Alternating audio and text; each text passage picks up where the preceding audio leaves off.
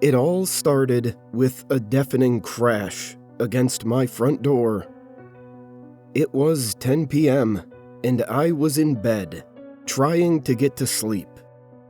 The sound sent me flying out of bed and clambering into my wardrobe, clutching a steak knife I kept hidden in my coat pocket. It wasn't because of anxiety or paranoia. It's because I live in Garland Estates, one of the roughest areas in Bradford, the most dangerous city in Europe. Only the worst kinds of stories are told here. Old ladies stabbed for their groceries. Children starving as their parents shoot up. Death, desperation, and decay lurking behind every door. Where are the police, you might ask? Good question. They lack the manpower and the empathy to bother with estates like Garland. 28,866 crimes were committed in the city last year. The most common being violent offenses. You could call 999 with a knife sticking out of your chest, and you still wouldn't make their priority list. You'd just become another statistic. I hid in the wardrobe for another 10 minutes before plucking enough courage to peer out the window. My bedroom was right next to the front door, so I could always check on who was out there. But that night, it was pitch black. Just a few squares of distant light coming from the windows on the other side of the estate. Most of the flats were deserted. All 3 buildings had been sold to developers over the summer. They planned to tear the whole place down and start again. I've got just a few weeks to find a new place. Not that I care. Garland Estates is a place of last resort. In my case, it was a nasty ex-coke habit and a nasty ex-husband. I don't know what I'll do next. But one thing is for sure.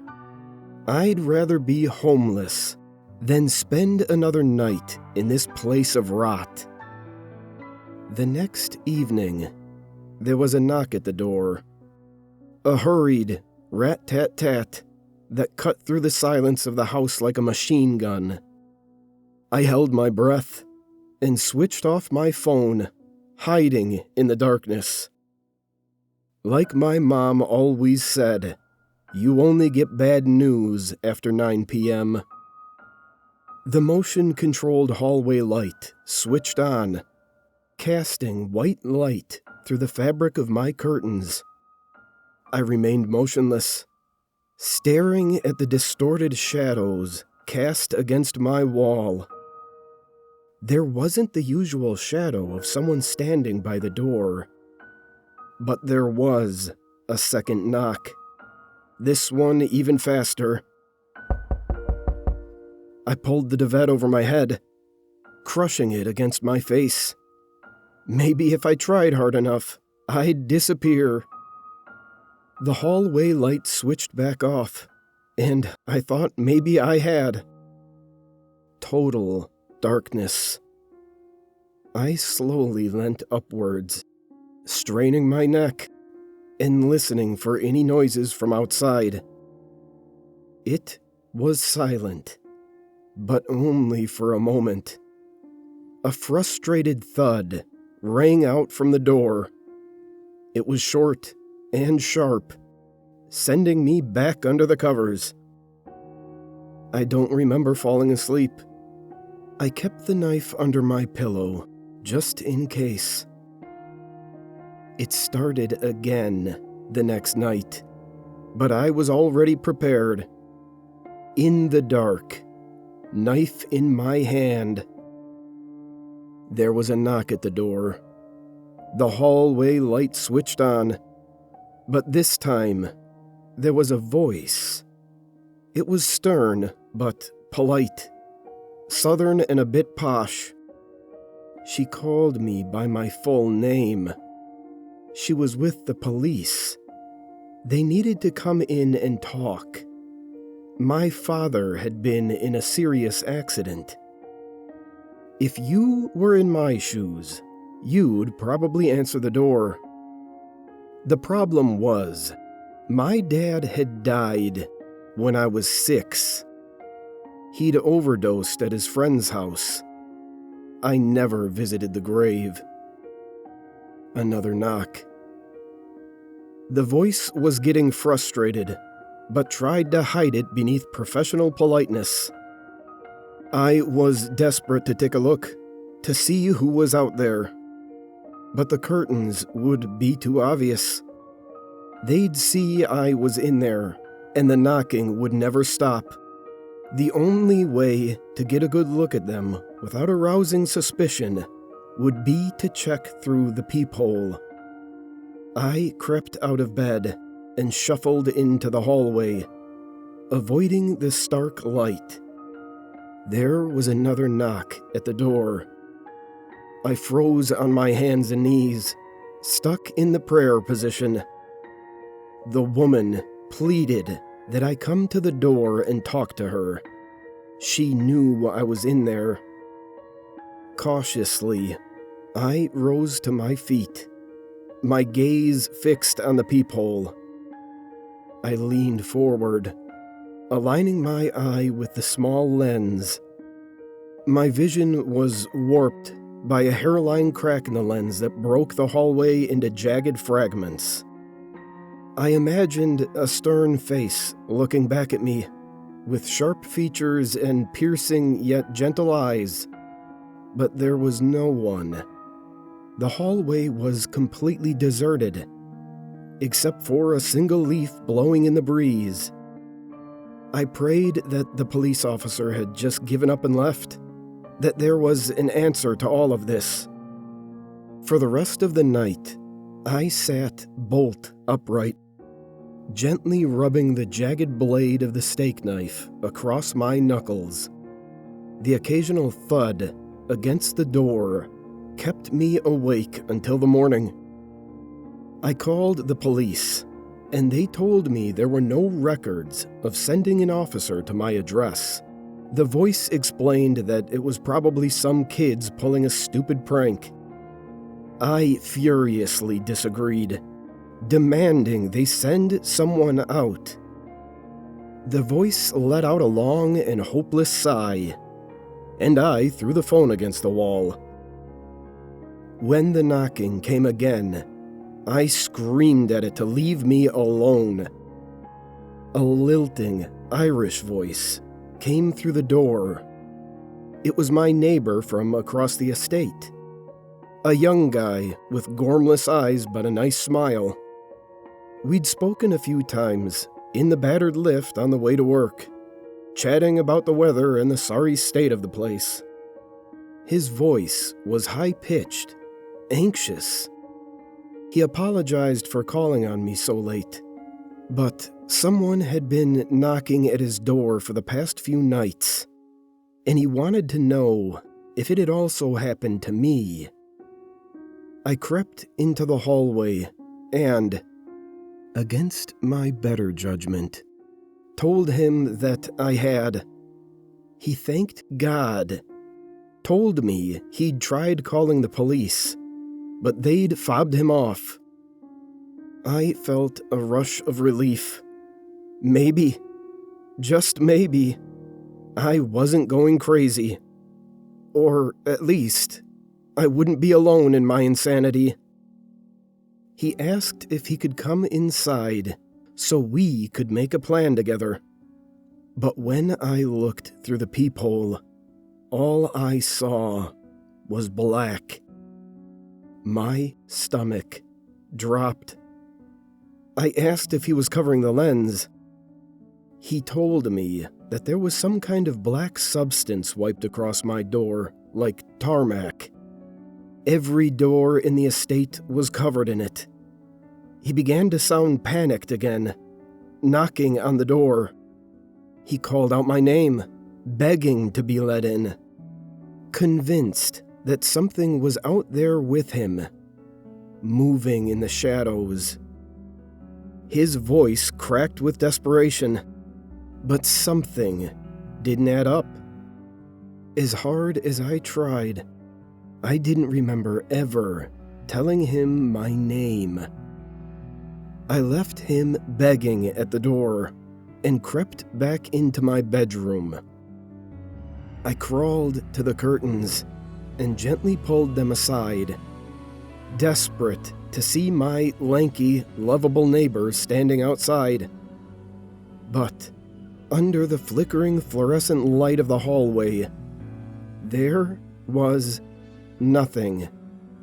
The light switched off with a click, plunging me into darkness.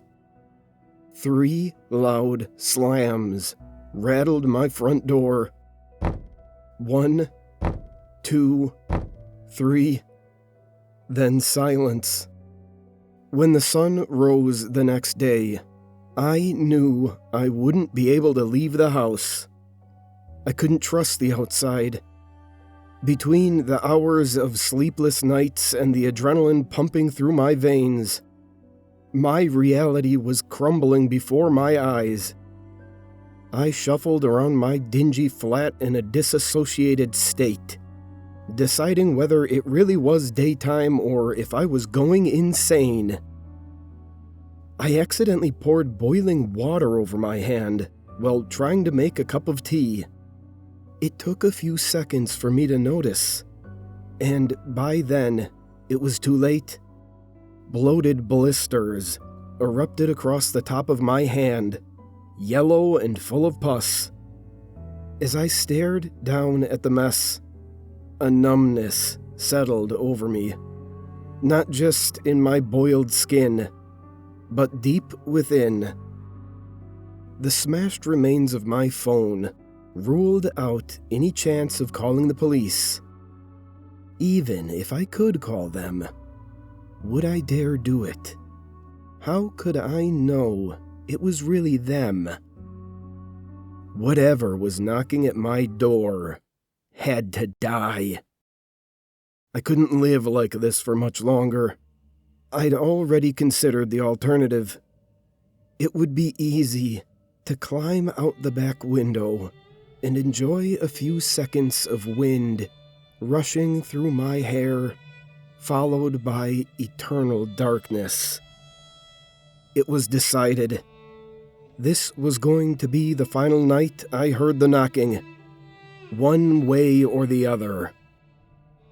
I sat in the hallway, wrapped in my thick duvet, knife in my hand, ready to lash out at whatever appeared behind the door.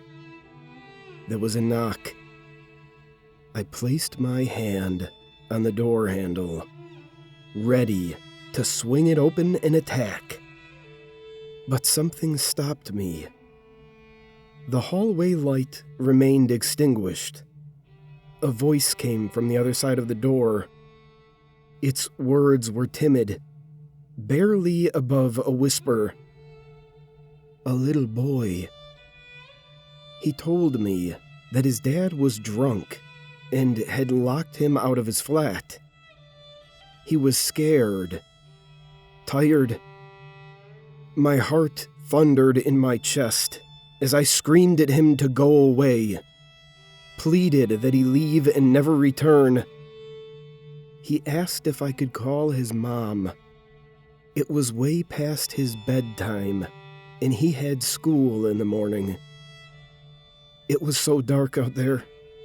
I told him to jump up and down to activate the hallway light. He was probably too small to be detected, but I couldn't trust something I didn't see. He didn't want to, said that he was too tired. I slammed my fist against the door and screamed my demands. He began to cry and told me he was doing it. Pressing my ear to the door, I strained to listen for the sound of little feet hitting the concrete of the ground outside. There was nothing, except for the boy's sobs. I hissed and told the boy to shut up. His sobs became quiet murmurs, but I still couldn't hear any movement outside. It remained dark. I had never seen any children in Garland Estates. No one in their right mind would raise a child in this awful place. Whatever was outside my door, it was not a little boy. It was my tormentor. It needed to die. As the boy begged to be let inside, I crept back up and began to pull down the handle. It only took a second for me to yank the door open and leap out, slashing at the darkness with my knife. I screamed, ready to feel the knife rip into something, anything, even if it was the boy. At least it would prove that there was something at my door. My blade flew through the air as I toppled out into the hallway. I slammed into the floor, crushing my blistered hand under my chest. The knife slipped, and its jagged metal ran through the soft flesh beneath my collarbone. The side of my head impacted the concrete, and I crumpled into a heap in the middle of the hallway. My entire body erupted in pain. I screamed as the light switched on, and the mess I had made was bathed in white light. The hallway was barren. The only sound was the whistling of the wind and my screams turning hoarse by the second. Even if someone did hear me, they were probably too terrified to come up and see. I rolled backwards, pushing myself back into the doorway. I kicked the door shut. The entire time, I stared down at the knife sticking out of my chest. I've locked myself in my bedroom. My duvet is stained with blood and pus. I haven't stopped crying. It's not because of the pain. It's not because there wasn't anything there. Because there was something. I just couldn't see it.